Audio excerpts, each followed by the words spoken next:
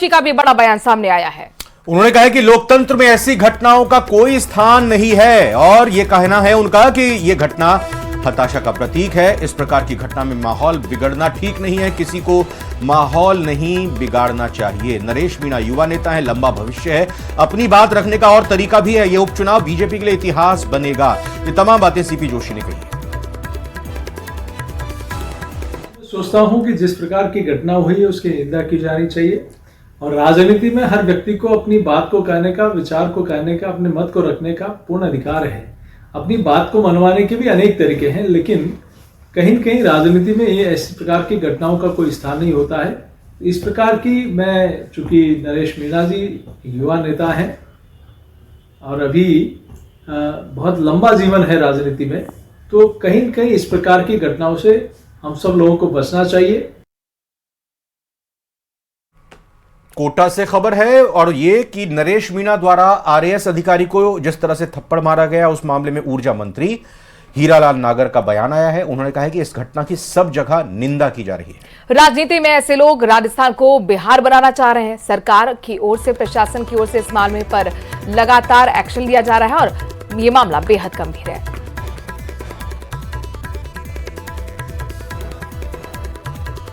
इस बात का भी ध्यान रखा जा रहा है कि उसकी वजह से किसी और को, अन्य को जनानी ना हो, इसलिए थोड़ा सा उसको उस तरह से प्रयास कर रहे हैं कि किसी का नुकसान भी ना हो। और ये इस तरह की घटना की सब निंदा कर रहे हैं। राजनीति में राजस्थान को ऐसे लोग बिहार बनाना चाहते हैं जो कोई भी कतई राजनीतिक दल और यहाँ के लोग बर्दाश्त करने वाले नहीं है। और वहीं टोंक में आरएएस अधिकारी को थप्पड़ मारने के मामले में विधायक संदीप शर्मा का भी बयान सामने आया है। संदीप शर्मा ने कहा कि राजनीति में कुछ एक लोग हैं जो इस तरह की हरकत कर रहे हैं, लोकप्रियता हासिल करने की महज की कोशिश के रूप में है। विधायक संदीप शर्मा ने भी नरेश मीणा के खिलाफ बयान देते हुए कार्रवाई की बात कही है। लंबे अरसे से मैं देख रहा हूँ, एक अरसा था जब बहुत ही ज्यादा राजनीति का स्तर नीचे चला गया था, लेकिन कुछ समय से राजनीतिक स्तर ठीक होता जा रहा है। लेकिन फिर भी एक आध अपवाद ऐसे देखने को आते हैं जहां अधिकारियों को धमकाना, अधिकारियों को मारपीट करना, ये कहीं शोभा नहीं देता और अनावश्यक अपनी लोकप्रियता के लिए कोई राजनीतिक इस प्रकार के हथकंडे अपनाए।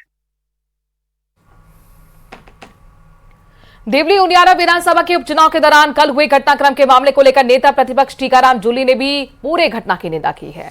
टीकाराम जूली ने कहा है कि ऐसी घटनाओं का हमारे समाज और राजनीति में स्थान नहीं होना चाहिए। नेता प्रतिपक्ष ने आरोप लगाया कि सरकार पूरे मामले को संभाल नहीं पाई।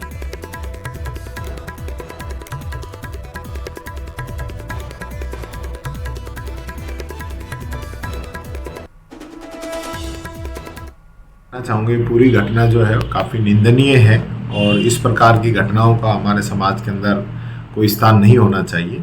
लेकिन साथ के साथ मैं ये कहना चाहूँगा, सरकार जो है पूरे मामले को संभाल नहीं पा रही है, उनकी कानून व्यवस्था सही नहीं है और जिस प्रकार का इनका काम रहा है, कई जगह पे खुद हमने, जैसे अलवर की हम बात करें तो हमने खुद चुनाव आयोग को शिकायत दी, वहाँ प्रेस कॉन्फ्रेंस हमने की कि किस प्रकार से जो पुलिस है वो पार्टी बन के बीजेपी के कार्यकर्ता के रूप में काम कर रही थी। तो इस प्रकार की जो चीजें हैं, ये अगर हम संविधान को कमजोर करेंगे तो इस प्रकार की घटनाओं पर मैं समझता हूं हम रोक नहीं लगा पाएंगे।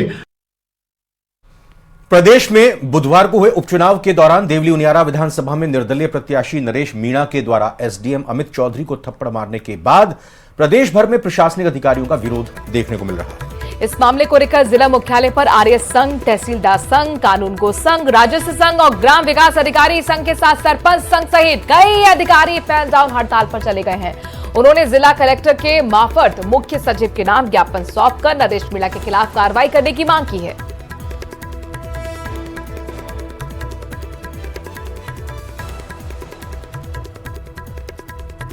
श्री अर्पित चौधरी के साथ में जो जिस प्रकार का निंदनीय कृत्य किया गया है, उसको लेकर के पूरे राजस्थान में आरएएस एसोसिएशन के साथ में हमारे मंत्रालय कर्मचारी संगठन, साथ में बीडीओ एसोसिएशन के द्वारा, तहसीलदार एसोसिएशन के द्वारा, कर्मचारी कानूनगो संघ और पटवार संघ और ग्राम विकास अधिकारी संघ, और मुझे कहते हुए इस बात में निश्चित तौर पे ये प्रसन्नता है कि हमारा जो सरपंच प्रतिनिधिगण है वो भी इस न्याय की लड़ाई में हमारे साथ में है